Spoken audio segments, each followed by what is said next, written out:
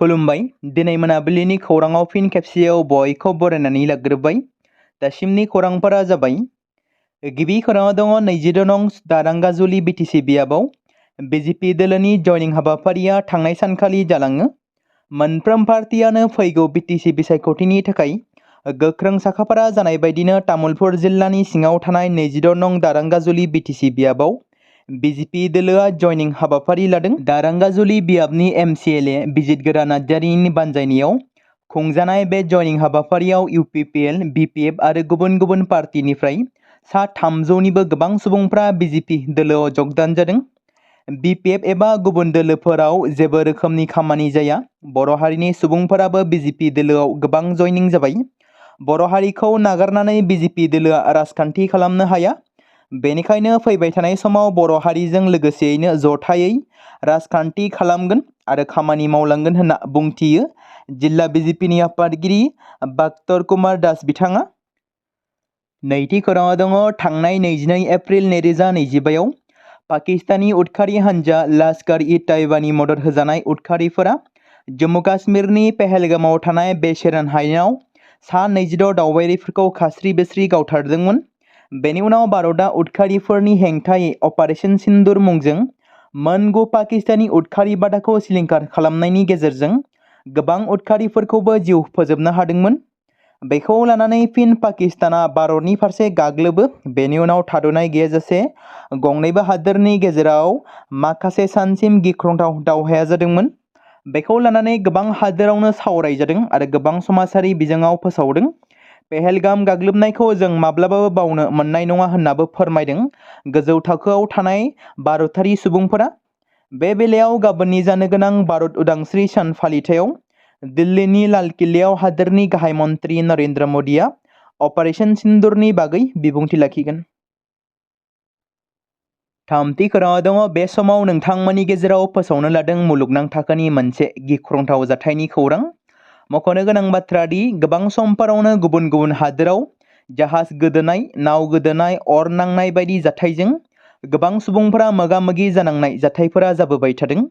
बेबायदिनो फिन इटाली हादोरनि कस्ट गार्ड आरो इउएन एजेन्सिफोरा फोरमायथिदों दि इटालीनि लाम्पेडुसानि बोरिमायाव फ्राय सा 100 दावबायारिफोर लाबोनाय नावआ हरखाबै गोदोनायनि जाहोनाव खमैबो सा 26 सुबुंनि जिउ खहा जादों आरो माखासे सुबुंफोरा दासिमबो गोमानानै दं होनना रैखाथि बिफाना फोरमायथिदों। बेराफारसेथिं सा 60 सुबुंफोरखौ रैखाथि खालामनो हादों होनना सुलुङाव फोरमायदों। ब्रैथि खौराङाव दङ बे समाव पीएम किसाननि रां थाबथानानै थानाय माखासे मुलाम्फा मोनगिरिफोरनि थाखाय मोनसे गोनां खौरां। नोंथांमोनाबो पीएम किसाननि 20थि इनस्टलमेन्टनि रांखौ मोनाखै नामा? पीएम किसान बिथांखिनि सिङाव सोरखारा माखासे सुबुंफोरनो रां होनायखौ दोनथ'दों। नाथाय मानो? बेनि जाहोना इकेवाइसि गैयै, आधार लिंकिं गैयै। बेराफारसेथिं आधारनि लिंक थानाय लाख लाख आबादारिफोरनि थाखाय पीएम किसाननि 20थि इनस्टलमेन्टनि रांखौ थांनाय 2 आगस्ट खालारावनो होदोंमोन। नाथाय गोबां पीएम किसाननि मुलाम्फागिरि आबादारिफ्रा दासिमबो 20थि किस्तिनि रांखौ मोनाखै। बे जाहोननि थाखाय बिथांमोना गावसोरनि बेंक पासबुकफोरखौ गोबां खेब चेकिं खालामदों। 20थि इनस्टलमेन्टनि राङा मानो हाबाखै? जुदि नोंथांमोनाबो बेबादि इस्यु जादों अब्ला नोंथांमोना गिनो नाङा। नोंथांमोननि इनस्टलमेन्टनि राङा दाबो गावबा गावनि बेंक एकाउन्टआव फैनो हागौ। नाथाय बेनि थाखाय माखासे गोनांथार खामानिखौ सुफुंनानै लानो नांगोन। आरो जुदि गंसे नखरनिनो सासेनि बांसिन सुबुङा आबादारिनि मुलाम्फागिरिफोरखौ लागासिनो अब्ला फोरमान खालामनाय समाव रां होनायखौ दोनथ'नो हागौ। जुदि नोंथांमोननि मोननो गोनां इनस्टलमेन्टनि राङा थाबथानानै दं अब्ला गासिबो आपडेटफोरखौ सुफुंनांगोन, जायनि जाहोनाव नोंथांमोननि बेंक एकाउन्टआव रां हाबनाया बन्द जानानै दं। बेनि थाखाय साफ्रोम मुलाम्फागिरिफ्रा इकेवाइसि खालाम आरो नोंथांनि आधारखौ बेंक आरो हानि फोरमानलाइजों लिंक खालाम आरो हा फोरमानलाइ खालामना आबुं खालाम। आरो जेब्ला बे गासै अनजिमाया रायजो सरकारजों गनायजागोन अब्लानो नोंथांमोननि मुंनि लिस्टआ फिन आरोबाव फारिलाइयाव सफैगोन आरो उननि किस्तिजों लोगोसे सिगांनि इनस्टलमेन्टनि राङाबो एकाउन्टआव जमा जागोन। जुदि नोंथांमोना बे खामानि बागै बुजियाखै अब्ला आबादारिनि हेल्पलाइन नम्बर 180018015551 बे जानबुं नम्बराव कलनि गेजेरजों आबुङै फोरमायथि लानो हागोन। 79थि उदांस्रि सानाव बिटिआरनि सा 6387 नोगोरारिफोरनो मान बावगोन। बे बाथ्राखौ बुंदों बिटिआरनि सीएम प्रमद बर' बिथाङा बड'लेण्डनि जारिमिनाव गिबि खेबनि थाखाय भारतनि 79थि उदांस्रि साननि गोथार बुब्लियाव बिटिआर सोरखारा जोंनि हारि माहारिफोरखौ खौसे खालामनाय आरो जोंनि इयुनखौ महर होनायनि थाखाय मख'जाथाव बिहोमाफोरखौ गनायथि होनानै बिटिआरनि सा 6387 नोगोरारिफोरनो मान बावगोन। बिथांमोननि सरासनस्रा नङै साहस, निस्वार्थ बावसोमनाय आरो हारिमुआरि रैखाथिनि थाखाय बावसोमनाया मोनसे गोजोन आरो खौसेथि बड'लेण्डखौ जौगाहोनायाव गोनांथार बिफाव लादों। बे गनायनाया बिथांमोननि बावसोमनाय आरो बिहोमाफोरनि थाखाय मोनसे गोथार मान बावनाय महरै खामानि मावगोन। बे बाथ्राखौ बुंदों प्रमद बर'आ। लकसभायाव बेरेखा हान्जानि दैदेनगिरि आरो कंग्रेसनि एमपि राहुल गान्धीआ सोरखारनि सोमोन्दै बिबुंथि होनायनि जाहोनाव बिथांखौ जिउ फोजोबनो हुमखि होदों। राहुल गान्धीनि उखिला बै सानथौजों गोरोबनाय आरो फोथायग्राफोरनिफ्राय सिगिनायनि सायाव जिंगा फोरमायदों। बिथांनि बेरेखायै मोनसे दायगोनां मानहानि लान्सनि सोमोन्दै पुणे बिजिरसालियाव मोनसे हियारिंनि समाव उखिला बेफोर सान्नायफोरखौ दिखांदोंमोन। राहुल गान्धीनि उकिल मिलिन्द पावारआ बुधबाराव जर'खा एमपि, एमएलए आरो बिजिरसालियाव मोनसे लिरनाय आर'जलाइ गथायदोंमोन, जेराव बुंनाय जादोंमोन दि बिजेपि दैदेनगिरिफोरनि सिगिनाय आरो अजद होग्राजों लोब्बा थानाय जारिमिनारि आयदानि थाखाय बिथांनि मक्केलनि रैखाथिनि थाखाय मोनसे गिथावना खैफोद दं। आर'जलाइयाव आरोबाव बुंनाय जादोंमोन, जाय सुबुंफोरा सोरखारनि सान्थौखौ फोथायो बिसोरो राहुल गान्धीखौ खहा खालामनो हागौ, बिथांखौ नंखाय महरै दायनिगिरि खालामनो हागौ एबा नङाब्ला बिथांखौ नोजोर होनो हागौ। बेयो मख'जाथाव दि राहुल गान्धीआ गले गले सोरखारखौ सोंखारिदोंमोन आरो बिथांखौ सासे ब्रिटिश पेन्सनारबो बुंदोंमोन। बिथांनि उखिला अजद होग्राजों सोमोन्दो थानाय हिंसायारि आरो संबिजिरारि नङै हाबाफारिफोरनि जारिमिनखौ दिन्थिनानै बेफोर बिबुंथिफोरनि मददाव जुक्ति होदोंमोन। सिगांनि बोसोरफोर बायदिनो बे खेबाव हादोरनि 79थि उदांस्रि सानखौ उदालगुरि जिल्ला कमिसनारनि मावख'जों लोगोसे रायजोनाङैनो मिरुआरि महरै फालिनाय जागोन। बे फालिथायनि थाखाय थाग-थियारि खालामनायफोरा फ्राय आबुं जादों। हाबाफारि बायदिब्ला फुंनि 6:30 रिंगायाव हादोर अनफावरि मेथाइ रोजाबनाय जागोन। बेनि उनाव फुंनि 7 रिंगायाव सोरखारि आरो सोरखारि नङै थाग्रा खुलिफोराव आरो 7:30 रिंगायाव सोरखारि आरो सोरखारि नङै मावख'फोर आरो सोलोंथाइ फसंथानफोराव हायुंआरि फिरफिलाखौ बिरहोनाय जागोन। फुंनि 8:50 रिंगायाव मावख'नि सोरगिदिं थानाय माहारिनि बिफा महात्मा गान्धीनि मुसुखायाव बिबार बावनाय जागोन। बेबादिनो फुंनि 9 रिंगायाव बिटिसि लेङाइ गाहाय मावफुं सोद्रोमा गबिन्द चन्द्र बसुमतारीआ माहारियारि फिरफिलाखौ बिरहोगोन। फुंनि 9:05 रिंगायाव गाहाय आलासि बिबुंथि लागोन।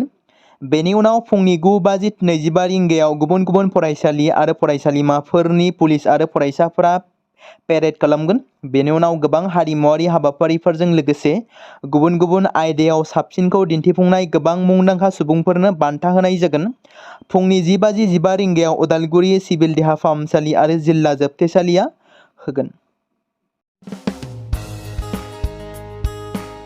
बे समाव मोनसे गोनां फोसावथाय बर' सावथुन नायनानै मोजां मोनग्रा गासै बर' रायजो राजाफोरनि गेजेराव लानानै फैदों मोनसे बर'नि OTT प्लेटफर्म गोनां, जाय प्लेटफर्मनि गेजेरजों नोंथांमोना बर'नि गोदान गोजाम सावथुनफोरखौ नुनो मोनगोन। थांनाय माखासे बोसोर सिगां बर'नि गेजेराव लानानै फैनाय निउबो एप बायदिनो फिन आरोबाव लानानै फैदों बर' रायजो राजाफोरनि थाखाय। बे बाथ्राखौ मख'नाया गोनांदि 2025 मायथाइनि जानुवारि दानाव ओंखारनाय आंगो स्ट्रिम मुंनि मोनसे OTT प्लेटफर्म गोनां निउबो एपनि गेजेरजों नोंथांमोना गोबांथार बर'नि सावथुनफोर जेरै ट्रेजेडि, रमान्टिक, एक्सन आरो कमेडिजों बुंफबनाय सावथुनफोरखौ नुनो मोनगोन।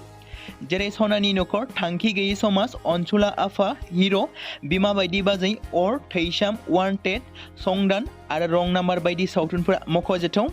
बेफोर सावथुनफोरखौ नायनो थाखाय नोंथांमोना गिबियावनो आंगो स्ट्रिम एपखौ गाव गावनि मबाइलाव थानाय प्ले स्ट'रनिफ्राय डाउनल'ड खालामनानै लोगोसे इनस्टल खालामनानै गावनि मबाइल नाम्बारजों लगइन खालामनानै लाग्रोनांगोन।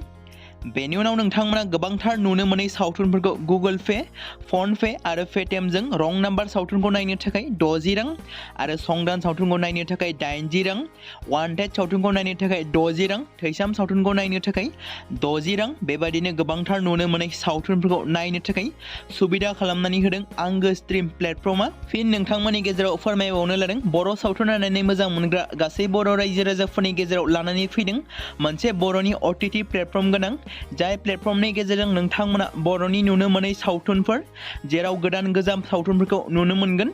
बे बाथ्राखौ मख'नाया गोनांदि 2025 मायथाइनि जानुवारि दानाव दिहुनजानाय आंगो स्ट्रीम मुंनि मोनसे OTT प्लेटफर्म गोनां एपनि गेजेरजों नोंथांमोना गोबांथार बर'नि ट्रेजेडी, रमान्टिक, एक्शन आरो कमेडीजों बुंफबनाय सावथुनफोरखौ नुनो मोनगोन।